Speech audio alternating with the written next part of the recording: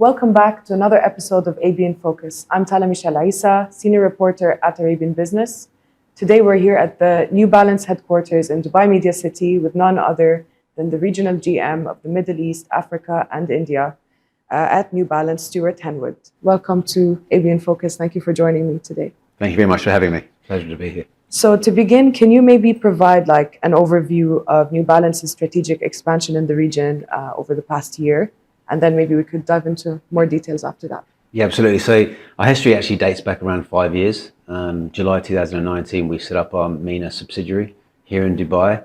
And since then, we've been on a fantastic journey that sort of culminated in us opening over 20 New Balance retail stores, a combination of owned and operated here in the UAE and franchise stores. And our milestone moment was opening up Dubai Mall in October 2021. And we're very proud that has year on year delivered double-digit growth, and in conjunction with that we've seen double-digit growth over the last 4 years across our GCC business. And with that growth in line with the global momentum, it's enabled us to continue to expand, and now we're forging ahead with expansion in Africa, which is extremely exciting, and everything coming out of this Dubai trading hub, which this now represents for the brand. It's a hugely exciting time and great to be based here in Dubai.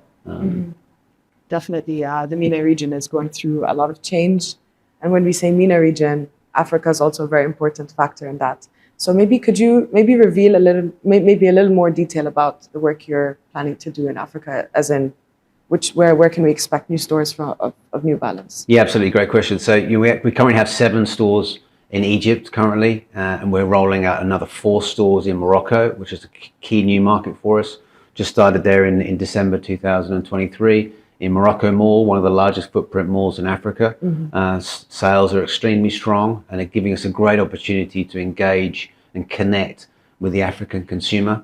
So a hugely exciting time for us in Africa, and we're going to see further expansion across the likes of Senegal, Ivory Coast, Algeria in the months and years to come, as well as Central Africa and South Africa also.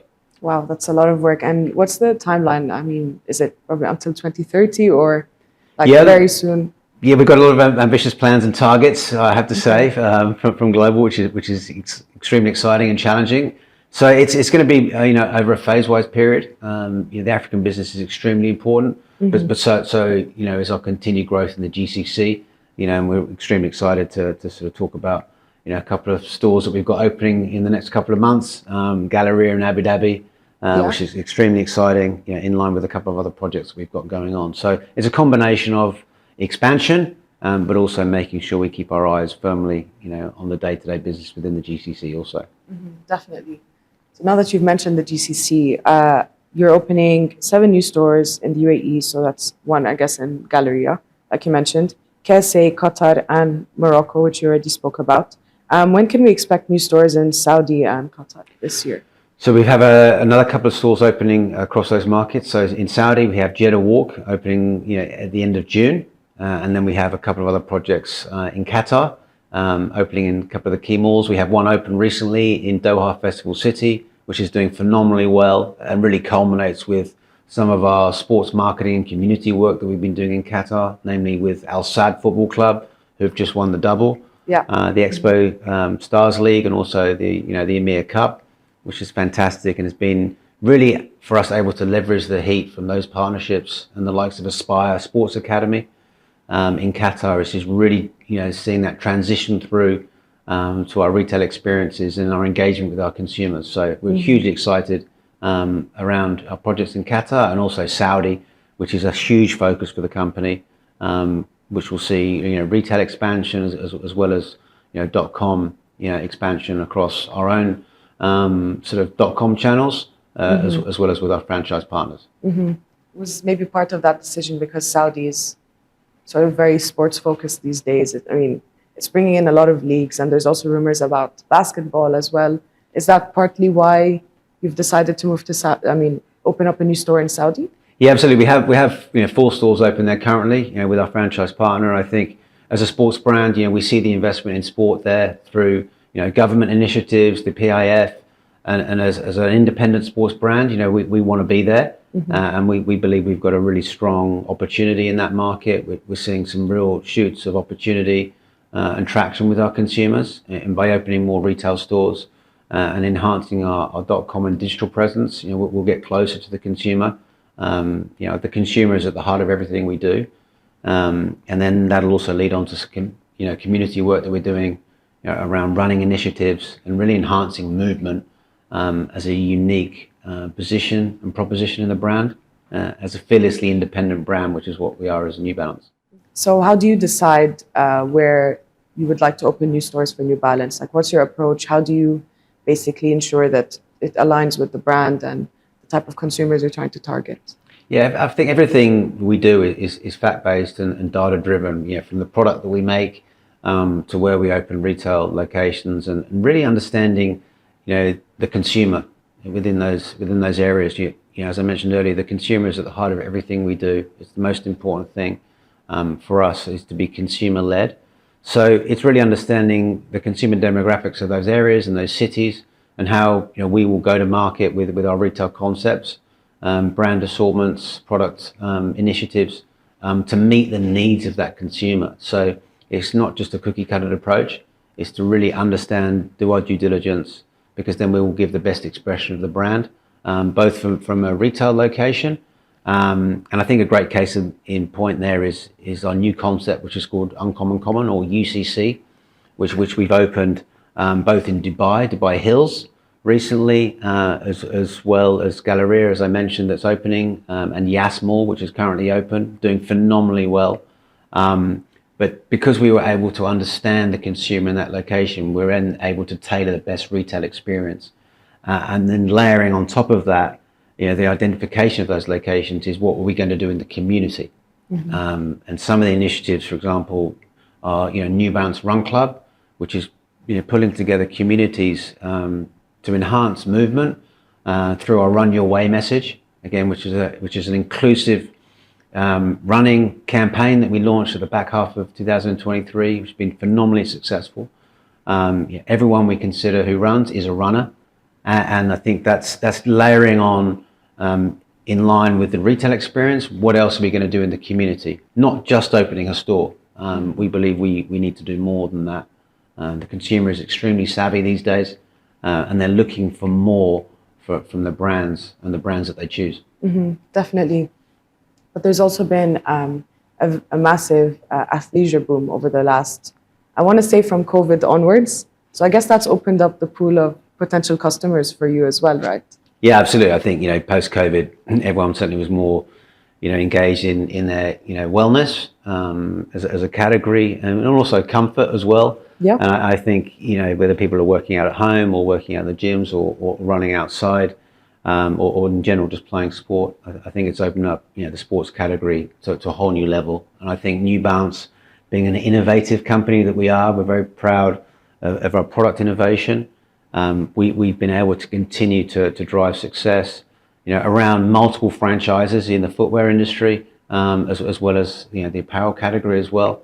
I think innovation is so important, and I think consumers, as I mentioned, are digitally very connected, very savvy, and they're looking for brands that are authentic and innovative.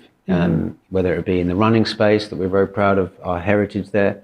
And also in the apparel category, we're seeing great momentum there. So, yeah, post-COVID, I think you've seen the sports category go to a whole new level. And as a global brand now connecting locally here, I think it's been a trigger for our success as well. Definitely. But there's been a lot of reports recently that especially the UAE in particular, athleisure is so much more acceptable. You can wear it anywhere now, and people are saying that they would choose athleisure over normal clothing or even professional dressing. So, I mean, how much has this boom actually directly impacted New Balance specifically? Yeah, significantly. I think what's great now is that you see people wearing males wearing suits with sneakers. Yes. It's great to see. Myself, be very fortunate to be able to wear sneakers every day. Yeah. So I think again, it's around style, all day style and performance that we call it. I think is so important. I think there's sort of the blurring of the lines these days between, you know, what is specific for running or what is specific for lifestyle. I think the consumer decides. And I think that's been the big change where, you know, it's fine if you're wearing a pair of technical running shoes and you're walking around the mall. I mean, that's great. People want to be comfortable. Yeah. I think, you know, New Balance is at the forefront of delivering comfort and style in an authentic way. And I think that's really been at the heart of our success, you know, globally as well as obviously locally. The ability to connect with the consumer, understand their needs, and then, you know, really underpinned by, you know, innovation. And as I mentioned earlier, we're not over reliant on one particular model of shoe that's driving our business. It's 10 models that are driving them, that are really appealing to you know, all genders, you know, in the footwear space and the same in apparel. Again, built around comfort and style, which plays into the athleisure boom, and ultimately the customer decides. So what are some of the latest technologies, materials, and manufacturing processes that New Balance is adopting to stay ahead of the curve, ahead of the competition?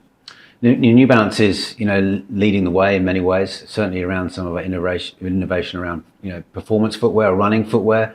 You know, we've seen, you know, the launch of Fuel Cell Elite, you know, using carbon plate, you know, within our performance running shoes. That has been hugely popular, you know, with some of the launches. And also around craftsmanship, specifically around our Made in USA, Made in UK products. You know, we're hugely proud that we still make, you know, 25% of our footwear, you know, in the US and UK respectively. It's a real unique selling point for us, and something that the consumer, you know, engages with in an authentic way, both at our retail stores and online.